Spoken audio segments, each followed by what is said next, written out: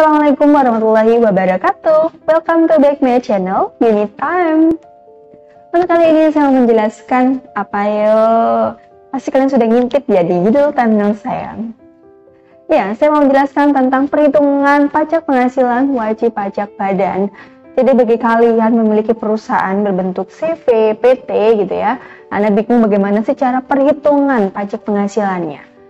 Yuk, daripada kalian penasaran, langsung saja kita belajar.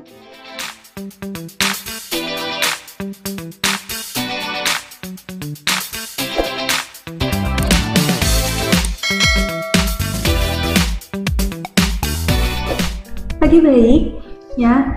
Seperti pengantar di awal tadi bahwa kali ini saya mau menjelaskan tentang pajak penghasilan wajib pajak badan.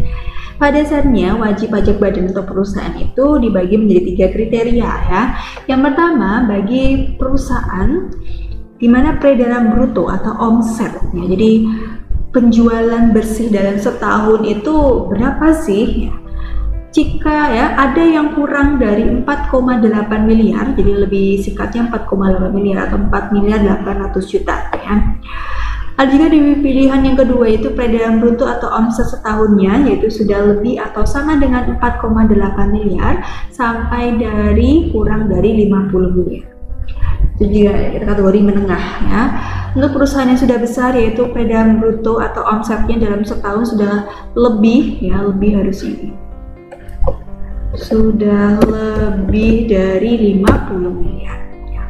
Jadi akan saya bahas satu persatu dengan video yang berbeda pastinya supaya tidak terlalu panjang penjelasannya.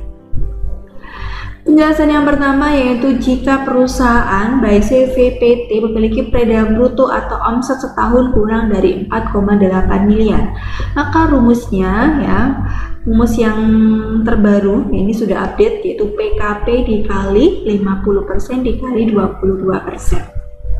Ya, jadi kalau perusahaannya masih di bawah ini omsetnya, maka dikategorikan perusahaan kecil menengah UMKM, di mana ada fasilitas berupa pengurangan 50% dari tarif normal 22% ini. Gitu.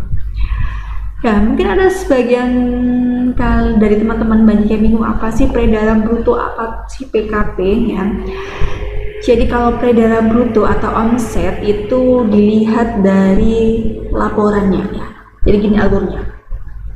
Jika perusahaan tersebut gitu ya, namanya perusahaan, maka dia bisa berbentuk CV atau PT.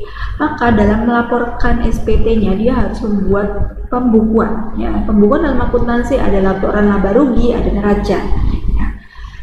Jadi ketika perusahaan tersebut sudah membuat laporan laba rugi, ya di sini akan terlihat contohnya di sini laporan laba rugi PT Maju Jaya. Di sini ada pendapatan jasa atau penjualan. Jadi saya garis miring. Jadi kalau perusahaannya bergerak di bidang jasa maka disebut pendapatan jasa. Tapi kalau perusahaannya bergerak di bidang dagang maka dia dianggap sebagai penjualan. Penjualannya misalkan 2 miliar atau pendapatan jasanya. Dikurangi dengan biaya usaha. Biaya usaha itu biaya yang dikeluarkan untuk kepentingan usaha. Nah, biaya gaji, biaya listrik, air, telepon, sewa, transportasi, penyusutan kendaraan, penyusutan peralatan ya. Dari pendapatan atau penjualan dikurangi total biaya usaha ketemu laba kotor. Ya. Dari laba kotor ini dikurangi ya atau ditambah kalau pendapatan di luar usaha ditambah, kalau biaya di luar usaha dikurangi. Contohnya pendapatan bunga.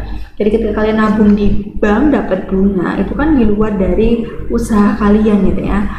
Ya maka itu dianggap di luar usaha. Pendapatan bunga menambah, kemudian ketika ada biaya administrasi bank itu akan mengurangi.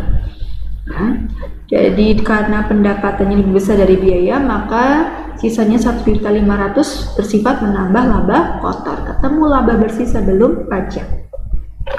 Ya, pendapatan jasa atau penjualan ini itu disebut peredaran bruto atau omset. Nih. Jadi kalau Anda ditanya, jika peredaran bruto atau omset setahunnya kurang dari 4,8 miliar, maka Anda lihatnya ini. Nah, ini kan 2 miliar, tapi masih di bawah dari 4,8 miliar. Ya. Kemudian untuk rumusnya PKP dikali 50% dikali 22%. PKP itu apa sih? PKP itu kepanjangan dari penghasilan kena pajak. Penghasilan kena pajaknya kalau dari laporan laba rugi yang mana? Yaitu diambil dari laba bersih sebelum pajak. Ini disebut PKP, penghasilan kena pajak, ya. Penghasilan kena pajak, saya dalam kurung.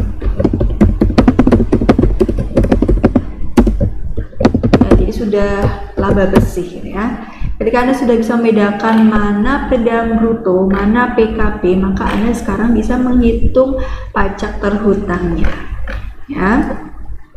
Jadi cara menjawabnya, berapa PPh terhutang? Wajib pajak badan tadi yaitu PT Maju Terus, yaitu PKP-nya 1.819.500.000 dikali 50% dikali lagi tarif WP badan 22%, ketemu pajak setahunnya 200.145.000. Kok banyak sekali, ya? Tenang, ini PPh terhutang setahun nanti akan dikurangi juga dengan kredit pajak yang sudah Anda bayarkan selama tahun berjalan, misalkan ada PPh pasal 22, 23, 24 gitu, ya, dan juga sudah mengangsur setiap bulannya, maka bisa menjadi pengurang di PPh terhutang. Maka sisanya yang baru Anda bayar di tahun berikutnya, gitu ya, intinya. Ya, sementara penjelasan saya sampai di sini. Ketika ada pertanyaan, boleh tanyakan di kolom komentar. Oke, sekian penjelasan saya, semoga bisa dipahami. Saya akhiri, wassalamualaikum warahmatullahi wabarakatuh. Bye bye.